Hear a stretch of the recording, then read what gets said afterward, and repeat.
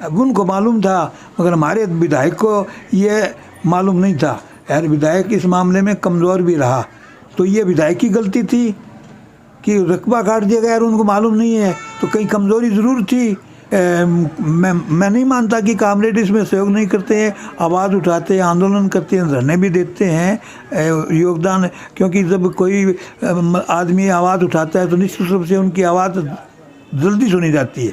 कॉमरेडों की कांग्रेस की विचारधारा तो एक ही है, कॉमरेडों की कांग्रेस की विचारधारा तो एक है। ऐसी कौन सी योजना थी जिससे लोगों में एक भय व्याप्त हो गया था, जिससे कांग्रेस को हारना पड़ा?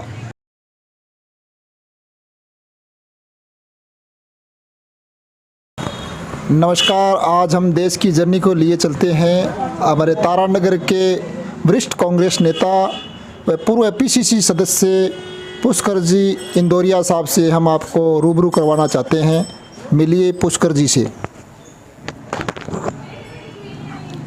सभी साथियों को मेरा नमस्कार, राम राम। आप तारानगर के सबसे वयोवृद्ध और वरिष्ठ कांग्रेस नेता हैं।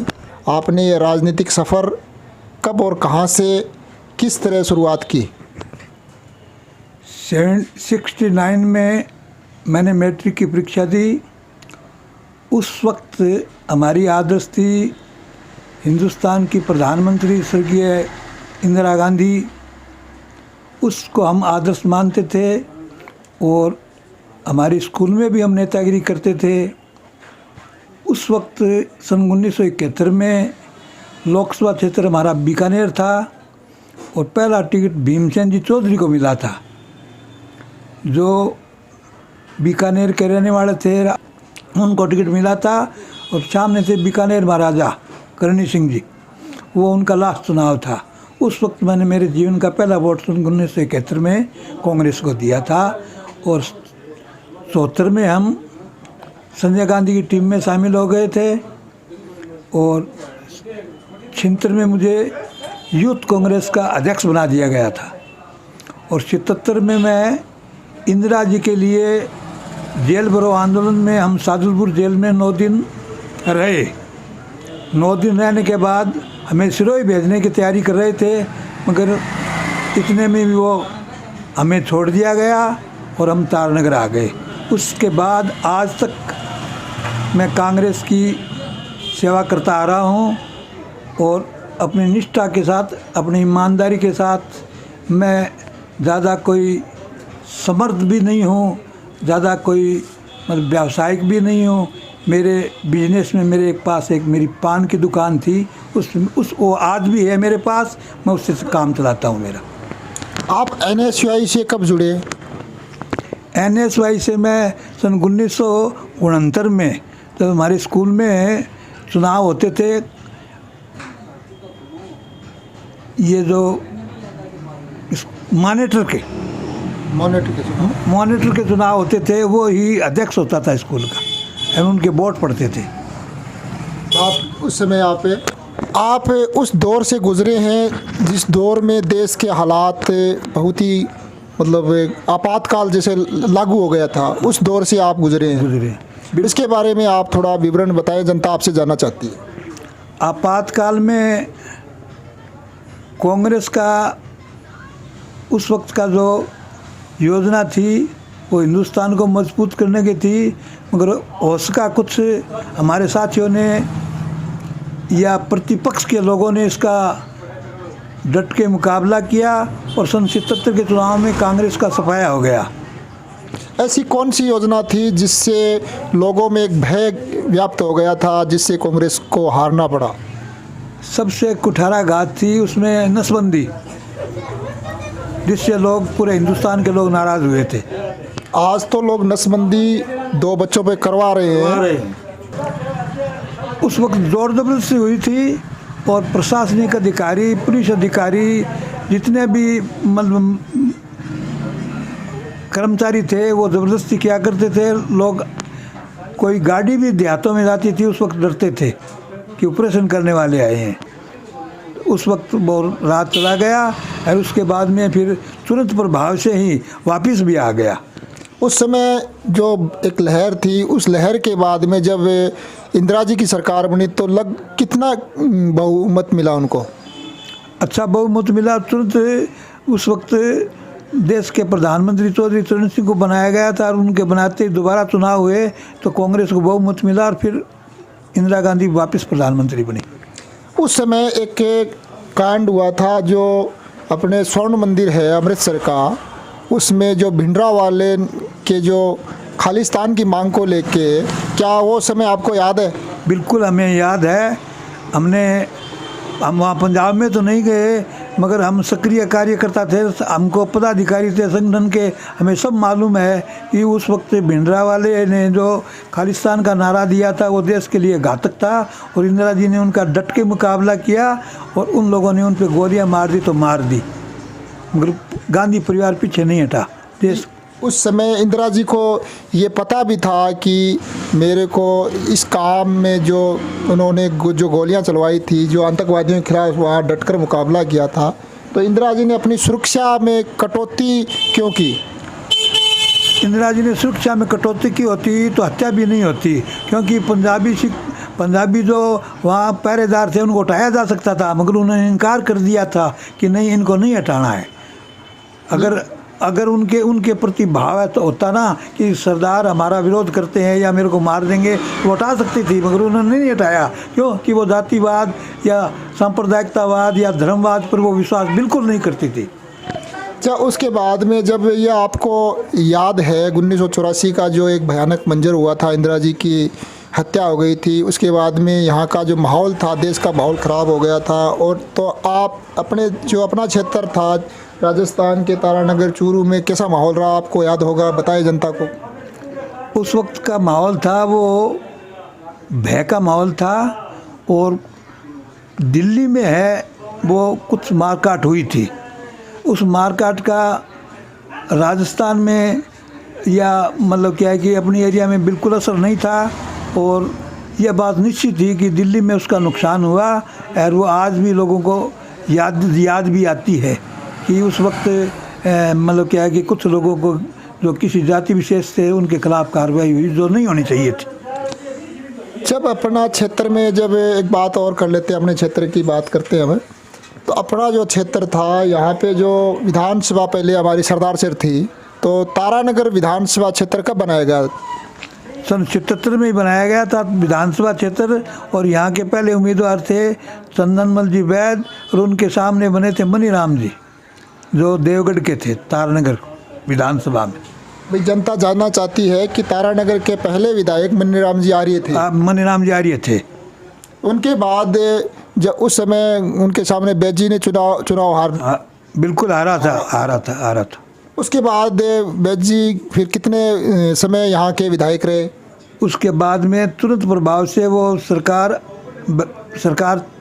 पूरे साल नहीं निकाल सकी और चुनाव है वो बीच में ही हुए थे। विधानसभा 5 साल नहीं चली थी वो विधानसभा चुनाव हुए। कभी अपने क्षेत्र में राजीव गांधी जी आए, कभी आप उनसे मिले? हाँ, मैं राजीव गांधी से पहले दफ़ा सावा में पेयजल योजना का उद्घाटन किया था, गंदेली सावा परियोजना का। उस वक्त राजीव गांधी जी के साथ हमारी फ़ोटोएं हैं और मैं यूथ कांग्रेस का प्रेसिडेंट था तारानगर का और हम एक साथ थे सावा में। आपका कोई साथी दिल्ली भी गया था चुनकर उस समय का?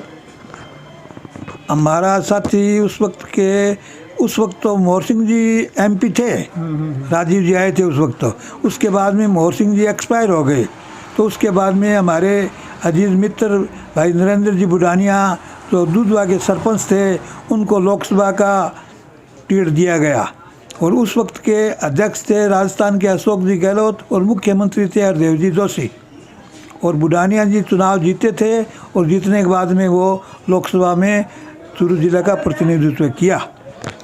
आपने एक लंबा राजनीतिक सफ़र तय किया है, आपने राजनीतिक उथल पुथल भी देखी है। आज की राजनीतिक में और उस समय की राजनीतिक में क्या अंतर है? आज की राजनीतिक में भ्रष्टाचार बहुत ज़्यादा है और उस वक्त की राजनीतिक में नैतिकता थी भ्रष्टाचार बहुत कम था और चुनाव में खर्चे बहुत कम लगते थे। हमारे तारानगर विधानसभा क्षेत्र में बुढ़ानिया जी के उपचुनाव में हमने 48,000 रुपये में उपचुनाव लड़ लिया था। हीरालाल जी देवपुरा इंचार्ज थे। और आज तारानगर विधानसभा में 2-3 करोड़ रुपये मामूली बात है। तारानगर में ही वापस आते हैं। तारानगर की राजनीतिक में एक लंबे समय तक एक परिवार ने राज किया है, कांग्रेस पार्टी के चंद्रमल जी का परिवार, बेद परिवार ने। तो तारानगर के लिए उन्होंने कोई ऐसा अपना काम किया जिससे उनने कोई छाप छोड़ी है? चंदनमल जी वैद राजस्थान के उन गिने चुने नेताओं में थे जो राजस्थान के वरिष्ठ नेताओं की गिनती में आते थे और वो राजस्थान के वित्त मंत्री ज़्यादातर बने थे। उनके कार्यकाल में जो विकास की कार्य हुए, सबसे पहले मैं आपको यही बता दूं कि गंदेली सावा पेयजल योजना है, वो उनकी देन है, कांग्रेस सरकार की। उसके बाद में हम तारानगर से 10वीं के लड़के और राजगढ़ जाया करते थे परीक्षा देने के लिए। उन्होंने सेंटर खुलवाया। सेंटर खुलवाने के बाद में उन्होंने फिर एक सामूहिक प्रतिनिधिमंडल यहाँ से इंदिरा जी के पास हम गए, चौधरी शिवनारायण जी प्रधान के नेतृत्व में, चंदनमल जी के नेतृत्व में। और इस कुमाराम लिफ्ट योजना जो आज हम कह रहे हैं, इसको कुमाराम जी लिफ्ट परियोजना, ये चंदनमल जी ही की देन है कि उन्होंने तारानगर में बुलाए थे इसको। उस वक्त वित्त मंत्री थे वो। चीकी नहर बनी आपने, बे नहर के मायने कितो खर्चो लाग्यो थारा हिसाब हुए टाइम को? उस वक्त लोग इसको हंसी मानते थे कि ये फालतू सी बात है, मगर यह सपना जब साकार हुआ तब लोगों को विश्वास हुआ। और उस वक्त का आज का खर्चे मैं क्या बताऊं, हम तो जाते थे देखने के लिए, तो उस वक्त मतलब क्या है कि इस पे बहुत बड़े दौरों पे ये मतलब क्या है कि वहाँ ट्रैक्टर लगा, बहुत ज़्यादा टीले थे और बहुत बड़ा खर्चा था इसमें। इतनी बड़ी नहर, ये बहुत अपनी तरह की एक अलग नहर थी जो सबसे बड़ी थी राजस्थान में लिफ्ट में। उसके साथ 3 लिफ्ट और भी थी, एक कोलायत लिफ्ट थी और एक और थी, समझाएंगे, मगर ये सबसे बड़ी थी क्योंकि इसका पानी तारानगर आना था, 109 किलोमीटर लंबी। कभी आपने चंदनमल जी से ये बात की कि आप ये जो काम कर रहे हैं इसका आगे चलकर क्या होगा, क्या हासिल होने वाला है, इसके बारे में कभी बात की आपने? चंदनमल जी यहाँ जो कार्य तारानगर विधानसभा क्षेत्र के लिए किया, उनमें उनको पूरा विश्वास था कि यहाँ की पब्लिक मेरे साथ है, हमें जिताती आ रही है। तो चाहे एसडीएम कोर्ट हो, चाहे म्यूनसिपल कोर्ट हो, चाहे माँ जालपा देवी कॉलेज हो, या चाहे यहाँ जो बिजली है, चाहे ये जो पेयजल योजना है, ये सारी देन उनकी की है। यहाँ तारानगर में बिजली का जयन बैठता था, इसको अयन उन्होंने करवाया। एक्शन ऑफिस तारानगर पीएचडी का उन्होंने करवाया। और आज जो विकास का मॉडल है, उस वक्त इतना तो नहीं था, मगर कम था, मगर था। तारानगर एक छोटा सा कस्बा होते हुए भी उन्होंने विकास के कार्यों में कोई कमी नहीं आने दी। शिक्षा क्षेत्र में माँ जालपा देवी कॉलेज उस वक्त खुला था, तो विधानसभा में उन्होंने घोषणा की थी कि तारानगर में ये छोटे से गांव में आपने कॉलेज खोल दिया। बोले मैं वित्त मंत्री हूँ, मेरे क्षेत्र में कॉलेज खोल दिया तो क्या बुरी बात कर दी मैंने। अंत समय था, बेजी ने अपना जो संन्यास ले लिया था, उसके बाद में उनके बेटे डॉक्टर चंद्रशेखर आए थे। जनता ने उनको बहुत लाड प्यार दिया था, उनको विधानसभा में भेजा गया था। और उस समय जब वो वहाँ के प्रवक्ता के रूप में काम कर रहे थे विधानसभा में, तो जो बेजी के द्वारा जुड़वाई गई 2,48,000 हेक्टेयर ज़मीन थी, उसमें से 1,38,000 2005 में तत्कालीन वसुंधरा राजे की गवर्नमेंट ने वो ज़मीन काट दी, असिंचित घोषित कर दिया। तो वहाँ चंद्रशेखर बेद जो विधायक थे हमारे तारानगर में, उन्होंने वहाँ पे ये आवाज़ क्यों नहीं उठाई और फिर उन्होंने जनता को क्यों नहीं बताया? इसका क्या कारण रहा? ये जो वसुंधरा जी की कैबिनेट का फैसला था और उनको मालूम भी नहीं था कि ज़मीन काट दी गई है, क्योंकि चुनाव लड़ने के लिए आए थे ना, तब यहाँ राजेंद्र सिंह जी आए थे। राजेंद्र सिंह जी ने उस वक्त यहाँ नहर को मपवाने के लिए और कर्मचारियों को लगा रखा था, और हमारे विधायक महोदय को ये मालूम ही नहीं था कि ज़मीन कट चुकी है। उनको तो बाद में मालूम हुआ कि ज़मीन कट चुकी है, क्योंकि कैबिनेट का फैसला था। अब उनको मालूम था, मगर हमारे विधायक को ये मालूम नहीं था। यार विधायक इस मामले में कमज़ोर भी रहा कि उसके क्षेत्र के यार काम मतलब क्या है कि ज़मीन काट दी गई, उनको मालूम नहीं था, तो कहीं ना कहीं कमज़ोरी तो थी विधायक में। अगर मालूम होता, अगर जनता के बीच में ये बात रखते तो जनता उनको दोबारा बेचने का प्रयास मौका भी देती, संघर्ष भी करती, लोग उनके पीछे भी होते। इसमें कोई दो राय नहीं है। क्यों कि जो रकबा काटा गया था उनको मालूम नहीं था विधायक को, तो ये विधायक की गलती थी कि रकबा काट दिया गया और उनको मालूम नहीं है, तो कहीं कमज़ोरी ज़रूर थी। तो मैं तो कांग्रेस कार्यकर्ता के नाते उनकी कमज़ोरी मानूंगा ये कि उनकी कमज़ोरी थी ये। इसके बाद 2 दफ़ा 10 साल तक बीजेपी का यहाँ विधायक रहा है, तो आप अभी अपने राजस्थान में कांग्रेस की गवर्नमेंट है और स्थानीय विधायक कांग्रेस का है। 10 साल के कार्यकाल और इस 4 साल के कार्यकाल में क्या अंतर आप करते हैं, आप जनता को बताएं। 10 साल का भारतीय जनता पार्टी का कार्यकाल था, उसमें तारानगर की विकास की गति बिल्कुल थम चुकी थी, बिल्कुल विकास नहीं हुआ।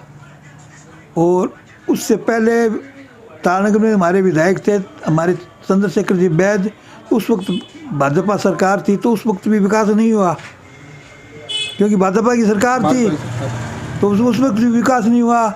वर्तमान में नरेंद्र जी बुढ़ानिया विधायक बनने के बाद में इस क्षेत्र का विकास हुआ। अभी एक चल रहा है प्रधानमंत्री फसल बीमा क्लेम योजना, इसको लेकर अलग अलग पार्टियों के लोग, जैसे विपक्ष है, बीजेपी है, कॉमरेड है और कांग्रेस पार्टी भी अपना श्रेय लेती है, तो इसमें राजस्थान सरकार और अपने विधायक का कितना योगदान रहता है? राजस्थान सरकार का तो इसमें भाग इतना है कि राजस्थान सरकार इसमें पैसा देती है काश्तकारों को, तो उसका तो पूरा ही भाग है। अब जहाँ तक यहाँ के कामरेड कह दें या कांग्रेस वाले कह दें या बीजेपी वाले कह दें, तो सरकार राजस्थान में कांग्रेस की है, तो कांग्रेस सरकार ही कर रही है जो काम कर रही है। केसीसी का जो काम हो रहा है, मानते हैं केसीसी तो एक LIC है, और LIC हर आदमी की होती है, खेत की भी होती है, गाय पशुओं की भी होती है। तो उसमें मतलब क्या है कि मैं नहीं मानता कि कामरेड इसमें सहयोग नहीं करते हैं, आवाज़ उठाते हैं, आंदोलन करते हैं, धरने भी देते हैं, योगदान। क्योंकि जब कोई आदमी आवाज़ उठाता है तो निश्चित रूप से उनकी आवाज़ जल्दी सुनी जाती है, और अगर आवाज़ नहीं उठाते हैं तो उनकी आवाज़ जल्दी नहीं सुनी जाती है। इसलिए अच्छी बात है कि वो भी करते हैं अपना काम, कोई बुरी बात नहीं है। और कांग्रेस की विचारधारा तो एक ही है, कांग्रेस की विचारधारा तो एक है, ऊपर जाके इनकी आवाज़ एक हो जाती है, समझा के। वो धार्मिक रीति रिवाजों से जो संस्थान चला रहे हैं, राज देश में जो वातावरण गंदा कर रखा है, ये देश के लिए घातक है, मैं नहीं मानता। अभी आने वाला जो 2023 का जो चुनाव है, क्योंकि अभी आपकी पार्टी का यहाँ पे बोर्ड है, कांग्रेस पार्टी का बोर्ड है, आपके जीते हुए 23 पार्षद हैं, कांग्रेस का बोर्ड है, बुढ़ानिया जी ने बहुत मेहनत की है बोर्ड बनाने में, और अभी जो मीटिंगें कर रहे हैं, चौपाल कर रहे हैं और काम अपने जो करवाए हैं वो गिनवा रहे हैं लोगों को, तो 2024 में आप कितना लाड प्यार देंगे तारानगर की शहर की जनता? अभी राजस्थान में कांग्रेस की स्थिति है, वो अशोक जी गहलोत ने पूरे राजस्थान में बहुत विकास करवाया है, और विकास को देखते हुए मुझे लगता है कि तारानगर में भी कांग्रेस का विकास हुआ है, तो यहाँ कांग्रेस की सीट जीतेगी। मुझे इसमें कोई परेशानी नहीं लगती कि कांग्रेस कहीं कमज़ोर है। अभी वर्तमान में। वैसे अभी 12 महीने पड़े हैं, समय काफ़ी है और आगे मतलब क्या है कि समय परिवर्तन होते देर नहीं लगता, इसलिए मैं पहले भविष्यवाणी नहीं कर सकता कि भविष्य में क्या होगा। 2023 का समय अभी 1 साल का समय है और पंडित जी ये बोल रहे हैं भविष्य के गर्भ में है, और ये सुनिश्चित करते हैं कि तारानगर की सीट कांग्रेस की ही होगी। कौन आता है यहाँ से, आपसे बातें करके बहुत अच्छा लगा। आप वरिष्ठ कांग्रेस नेता हैं, आप यहाँ तारानगर में आपका मान सम्मान है और आप एक बार पीसीसी सदस्य भी रहे हैं, और हम आपके उज्जवल भविष्य की कामना करते हैं। आपने हमें जो बताया है उनके लिए हम आपके आभारी हैं। बहुत बहुत शुक्रिया। सभी साथियों को धन्यवाद। आप लोगों ने मुझसे जो इंटरव्यू लिया इसमें कोई भूल चूक हुई हो उसके लिए क्षमा करें। Thank you.